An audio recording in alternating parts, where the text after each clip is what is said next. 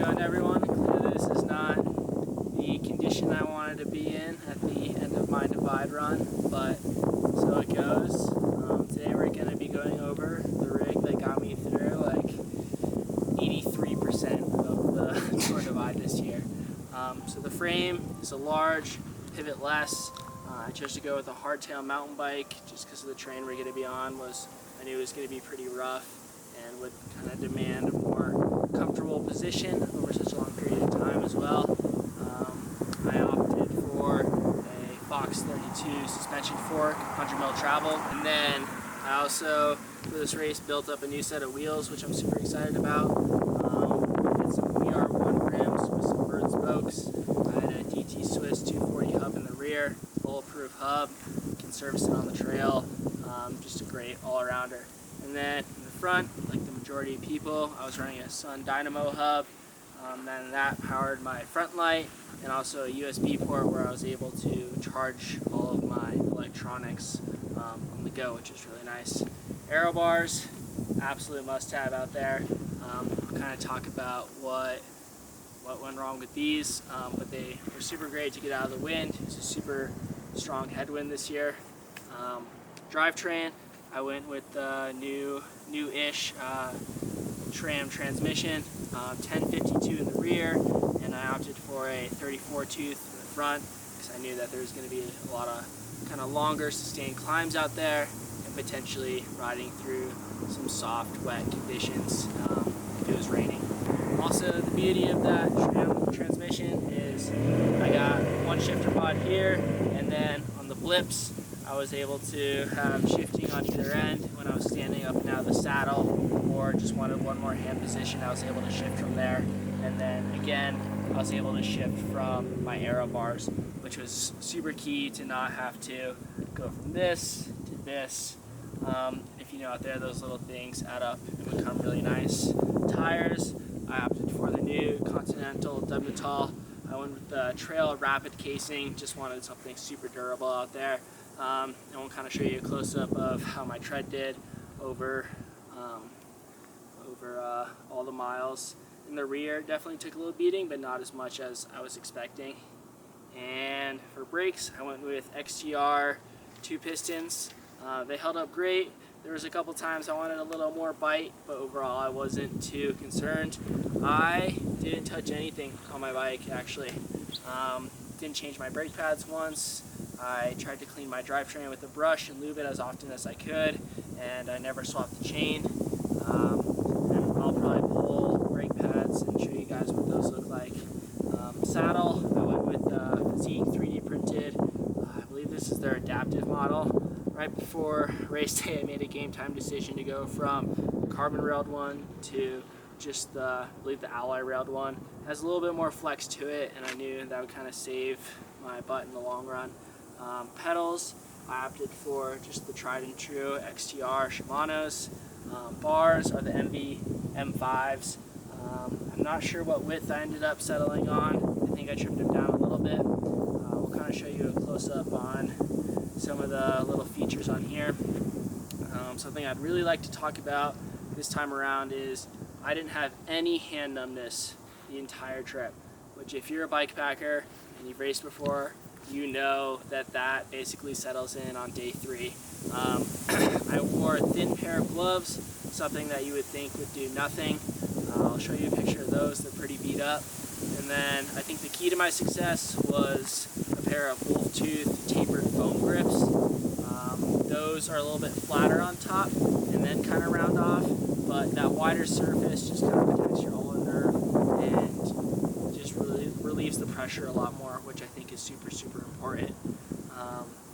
Yeah, those are kind of all the key features on my bike. For the nerds wondering, I went with 170 cranks.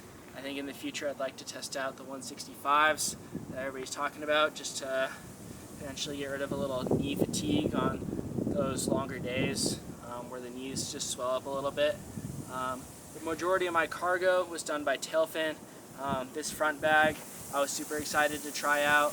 It has 2 mesh pockets on the sides, which I'll talk about how I used those kind of back and forth. They were a dual system that I really, really liked. And and I was able to stuff things in and out the front very, very easily. This top tube bag held all of my electronics and was kind of the housing for my dynamo system and USB port, and I was able to run a cable right here to my phone and Garmin, which I had in the front. I used a Garmin 1040 Solar for navigation, and then the rear rack was tail fin, ride forward designs, made the rear bag. This rear bag had my full sleep kit, as well as some accessories on the side, water filter and tracker on top, and rear light on the back. Something I was really excited, and the first time I've ever done, was not running a pack, so that meant having a little bit more volume on the bike and finding a place for all of my bottles. So I was able to run a bottle here, which worked out really well, and this was my main, and I would just kind of pull this, drink, put it back, and then whenever it was empty, pull from here and kind of just rotate them through as needed. On the bottom, I ran my tools, so this was kind of my spare parts, things I was hoping I didn't need to get into. And yeah, I kind of go front to back and show you guys what's in the bike. Cool, so that's kind of my full bike check, and I'm gonna go front to rear, pulling stuff out of the bags and just letting you know basically what I brought, why I brought it, and how it served me on the trail. Starting in this front tail fin bag, which hopefully you'll be able to get at some point. I had kind of my quick access clothing throughout the day. So this included a buff. I would throw this on early mornings, a hat, just kind of keep my head a little bit toasty, something different than the buff. Some thin Pearl Izumi gloves. These aren't padded or anything, just kind of super thin, very minimalistic to keep the hands warm, break the breeze against the hands. And then my base layer, this basically came off when I hit Colorado. It just got too warm for it, and it lived in here for the majority of the rest of my ride because it was just too warm. And then pedal lead, not base layer, long sleeve jersey. I'm not sure exactly what model this is. Pretty thin, very breathable, very tight to the skin, which is nice. I would throw this on early mornings, just going up a long climb. Double way zip, which I like. I was able to bring it down from the top, bring it up from the bottom, have that zipper halfway, and then maybe get to the top, just zip that closed. It has a bunch of pockets on the back, so I can kind of shed my layers on the go, which was really nice. And then I had a couple stuff sacks in here when I was feeling very organized. I would use them. Some Black Diamond synthetic gloves. These were for the really cold mornings or long descents. I busted these out mainly in Canada and Montana. I was able to stay ahead of the majority of the weather when I got into Wyoming, which I was very excited about. These are definitely a must for a lot of riders. This is a classic rain mitt. This model is OR, but I know REI makes a good pair. A lot of people use dish gloves, but this is something just a little bit lighter. Fucking train.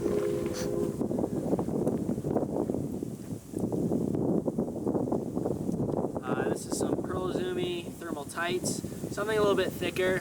I didn't use them a whole lot, but I was definitely thankful I had them some mornings. I would kind of go between my rain pants and these.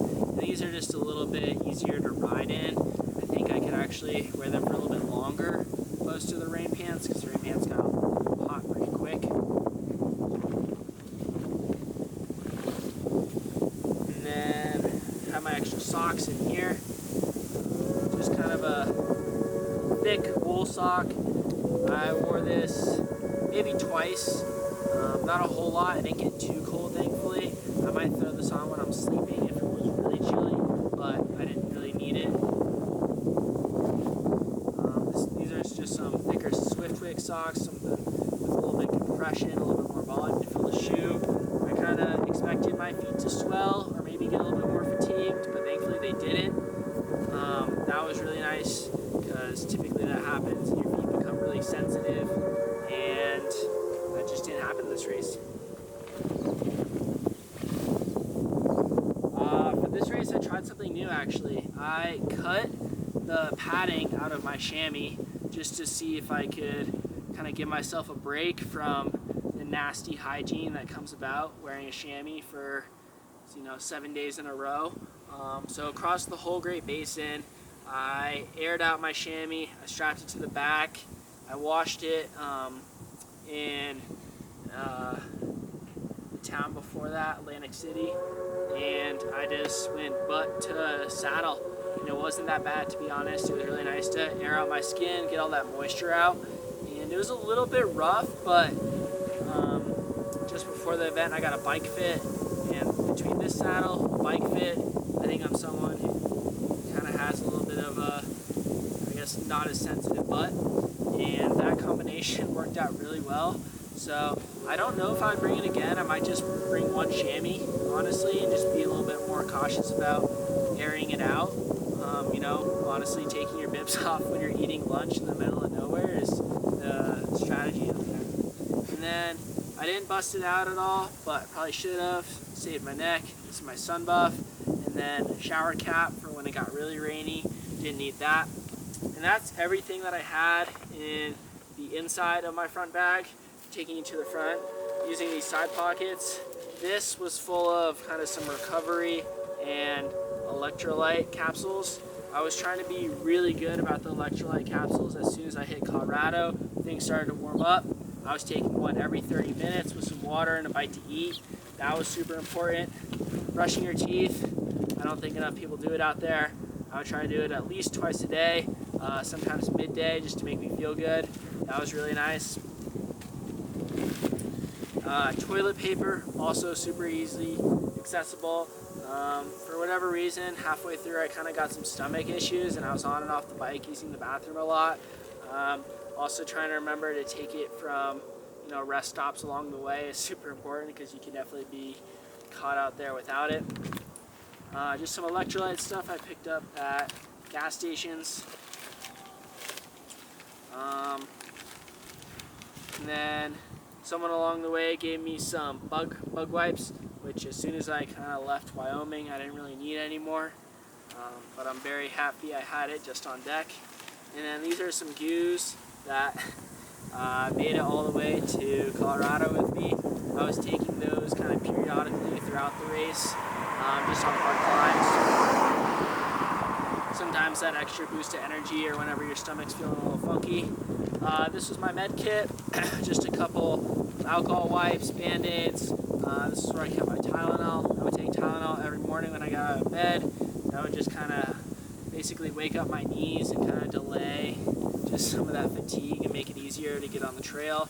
Also some static stuff that I was taking if I needed it.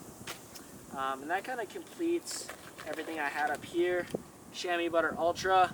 I applied it maybe 3 or 4 times on some of my sensitive spots.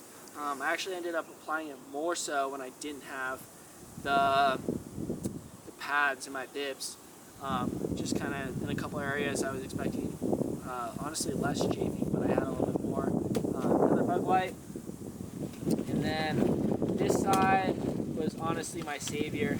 I really loved having just a dedicated trash pocket.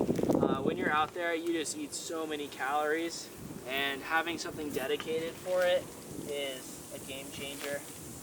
Just being able to eat and then stuff it in here. I would even have just like half-eaten stuff, tuck it into the top, pull it out when I needed to. I think in the future, I would tuck some of that stuff away in the frame bag and have calories trash, and then just kind of rotate on the front end. In the front, I also had just a little sunglass wipe that I was able to clean my Garmin and phone with, which I had tucked away just underneath, which was really nice. Diving into the front bag, I had a pair of AirPods. I basically had one of these the entire time, except in the mornings. Mornings I really like to find my mojo early, just kind of listening to the birds waking up. I think it really gets me kind of fired up and excited about the day, opposed to just immediately tucking into the cave of listening to a podcast or music.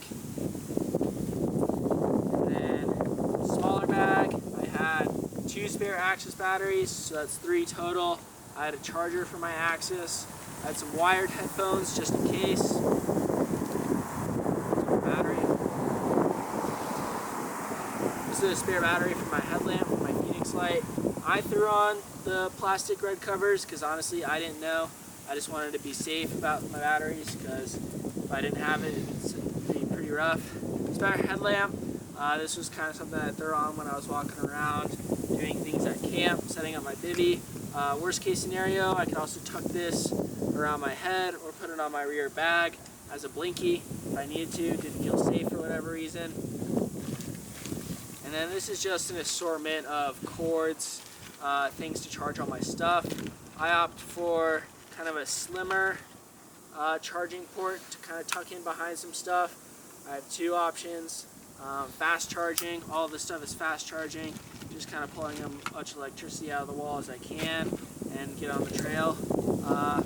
I was using Nitecore 10,000 milliamp hours. I had 2 of these, just kind of tucked away in there. I like this size a lot because I can put it with my phone in my jersey pocket and it doesn't feel like very much weight.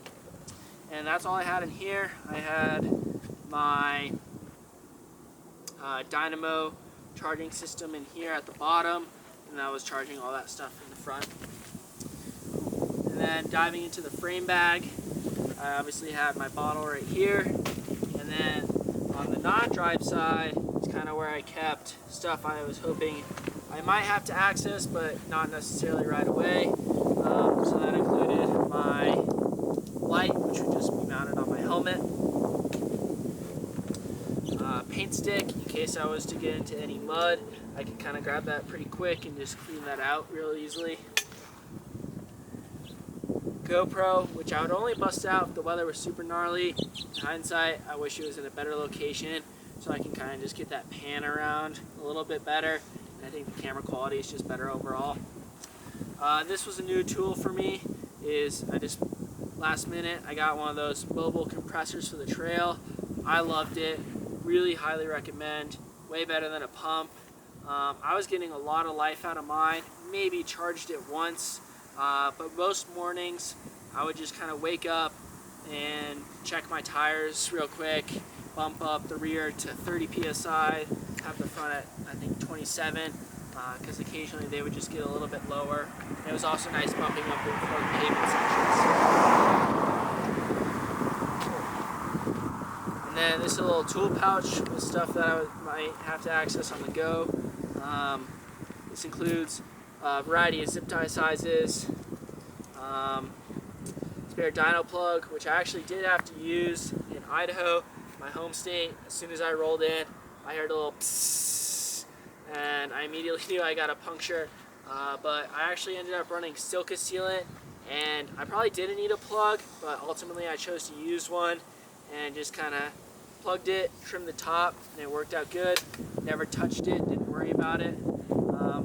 Wolf tooth, pliers, this is a little chain breaker, tire lever, and it has 2 master links in here. This is also something that was recommended I bring. It's a shock pump, just in case I blew any air out of my shock for going really heavy, made a mistake. I wanted to be able to top this off and use it, because that's why I have a suspension fork. I didn't want to, crash or whatever reason, not be able to use it. Mini lighter, multi-tool, I think this is the Crank Brothers M15, and then a couple spare batteries for my shifter and power meter, and just a small set of Garmin, basically keychain pliers. I knew I would want this if I had to thread a needle through my tire. I knew I was going to want something like that. So that's everything I had on the upper drive side. And then on the lower drive side is where I kept my pump, which I'll need to bust out some stuff here because everything's kind of packed real tight. And then in the frame bag is where I kept all my food. So this is right off the trail. This is what I was eating. I had an Almond Joy in there. I was kind of rocking the Fig Newtons. Donut, these are really good. I found Twizzlers to be an awesome source of just a little sugar boost. So I'd rip open half the bag, have it right here, and just keep eating those along the way. Pop-Tarts, also super good. And then kind of something I really liked having accessible and easy to tuck away is my rain gear. I was taking this on and off maybe twice, 3 times a day, and I could take it off while riding and just kind of bend over and tuck it into gear. On the last day actually of me riding, I found out that I could take off my rain pants while riding my bike. So just little things like that, kind of saving time, avoid killing the momentum was really nice. And then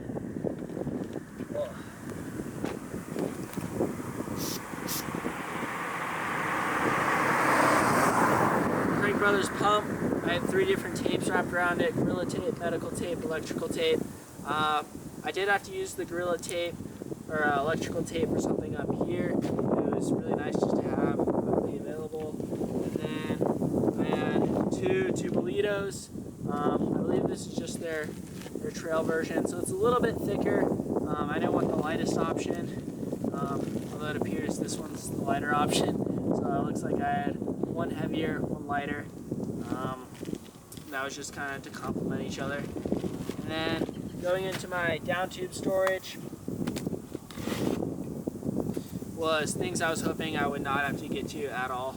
So this includes a hose clamp for potentially my rack breaking, or if my suspension stopped working for whatever reason, I can put that around it and prevent it from just constantly bottoming out.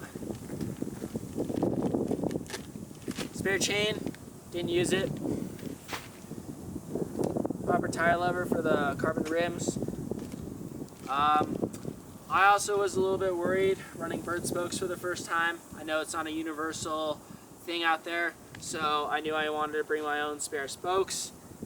That also meant just kind of bringing a couple specialty tools to use along the way, a couple extra nipples. These are just kind of specific to my wheels. I didn't know if bike shops would have them, so I wanted to be prepared. This is my patch kit, basically any tire repair I needed to do. So that included some sidewall stuff, bacon strips, spare valve core, a little bit of crazy glue, Tubolito specific patch kit. I think that's super important, is to remember if you have the right kit. A little bacon plug, spare dyno plugs, just in a little plastic thing, and then alcohol wipes.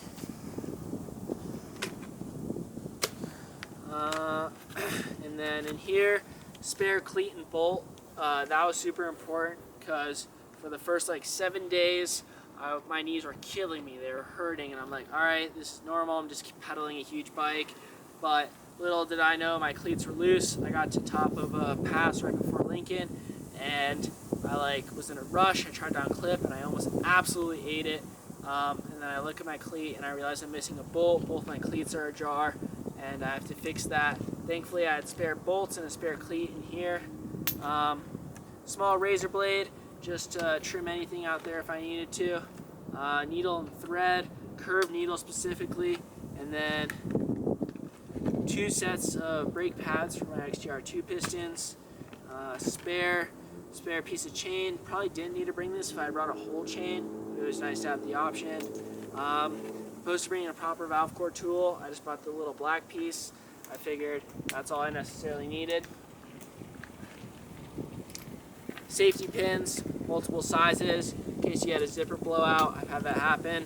And then this is kind of an adapter pressed to Schrader. If you're at a gas station, need to seat a tire, need to use someone's pump.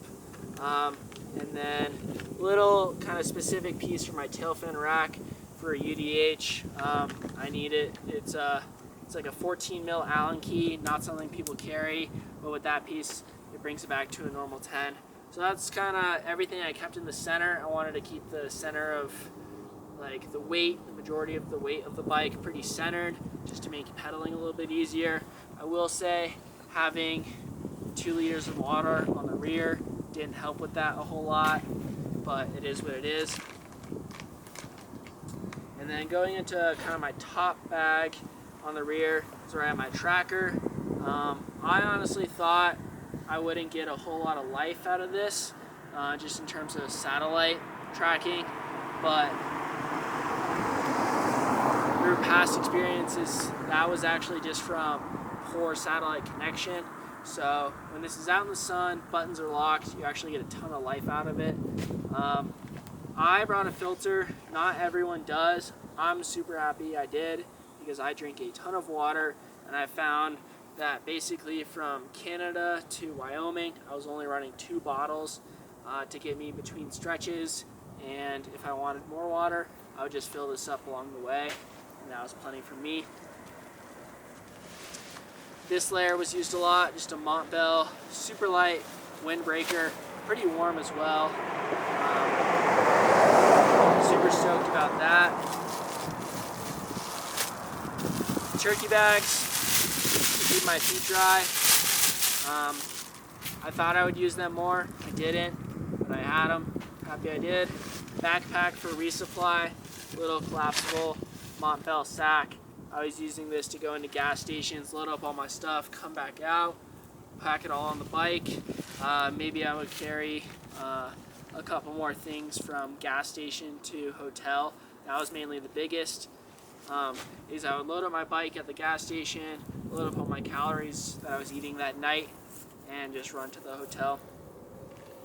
And then on the other side of that pouch is where I had kind of my drivetrain cleaning stuff. I had a brush, was able to trim up all the gunk that would get built up in there. Chain lube, I used Demontech, just their blue option. Like, this is plenty.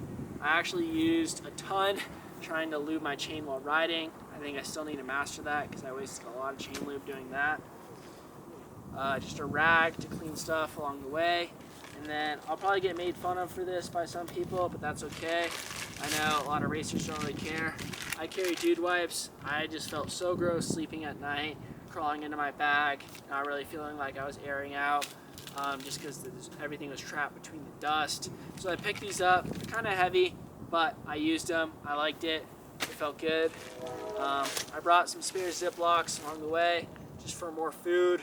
If I wanted to, I'd load things up on here, because I would kind of put drinks, I'd put Cokes and things in here, or I'd put Cokes, sodas in my rear jersey pockets, which was kind of nice. And then a nice little feature is I was able just to clip on my rear blinky light here. And then this bag I've become a really big fan of. Super easy to stuff. I can take it off. I can use it as a pillow. I can walk away.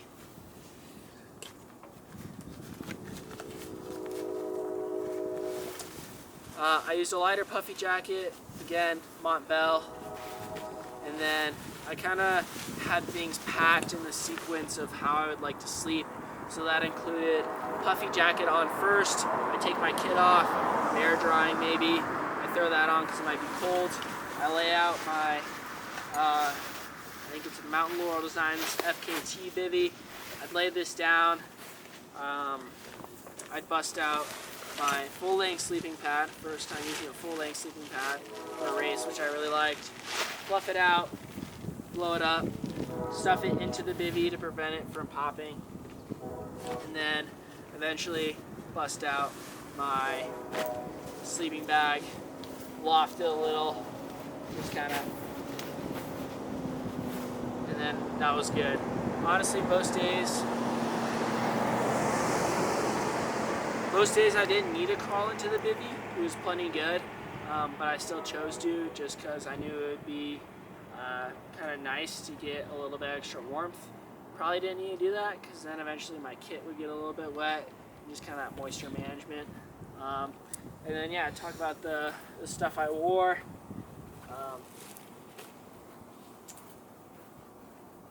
Sunglasses, I opted for a little bit wider coverage. These are the Julbo Intensity glasses. I really liked these. They got a lot of use out there, especially when the sun was beating down on me. I believe this is the Julbo finisher helmet. Something I really like about this, awesome ventilation, just magnet strap for the buckle, super easy. Along with all these holes, I'm able to run my light mount really easy, and then paired with the sunglasses, it's just super easy just to tuck them up into here and forget about them. So this is where they would live when I wasn't using them, and they were awesome. Never had to worry about them sliding or going anywhere. Sometimes it could be a hassle.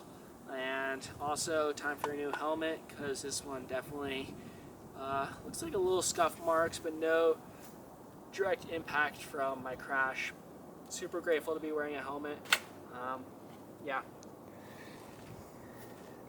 These are the infamous gloves that protected my hands and have lasted me many miles. They are trashed. I was kind of ripping the fingers in between apart the whole trip, and they got good use. And then this is straight out of my medical bag from the hospital, so it'll definitely be a little bit smelly. I ran the Physique shoes. These are really nice because the upper Velcro part's kind of it doesn't dig in as sometimes the double BOA does, or even just a single BOA up there. Looks like my driver's license is still in here. Another pair of thinner Swiftwick socks. Second shoe. Champion Systems bib. Jersey. Again, Champion Systems, personal design. Yeah, pretty stoked. I thought about going with the thinner option, but I didn't. This will probably be a little gross. Sandwich that I was eating for a couple sections of the route. Sunscreen. I was getting baked out there. I know I have a pretty gnarly watch tan from being out there, but all good. And yeah, that would kind of bounce between Jersey Pocket and living right here. But as you can see, it feels like a lot of stuff to me, but I think for 2 weeks living on your bike, you're able to kind of overlap some stuff and make it work. But I have everything to fix my bike. I have everything to charge my equipment. I have everything to stay warm. I have everything to kind of be self-sufficient, carry all of my stuff. And yeah, I wouldn't change too much. I think going into this race again, I would maybe change the location of some of my stuff, maybe change the durability of some things, upgrading from a Ziploc to maybe a little bit of a nicer bag. Overall, I think everything held up great. All this stuff got me pretty dang close to the finish of the Tour Divide. At the time, I was first American, and I was battling it out with my buddy Javier for 5th place. Shout out to him, he ended up getting 5th place, super stoked for him, he really deserved it. And shout out to everyone that I rode with and kind of made this ride so special.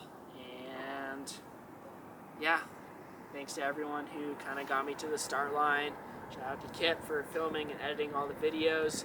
He brought you guys the daily content. Sounds like everyone really liked it. I look forward to kind of doing some of this content down the road. I think this format of daily updates at the front of the pack, or hopefully at the front of the pack, is pretty interesting. I think I'll definitely be doing more of it in the future. Thanks again for everyone who followed along. It means a lot. Hopefully I'll have a pretty speedy recovery and back out on the trails pretty quick. Thank you.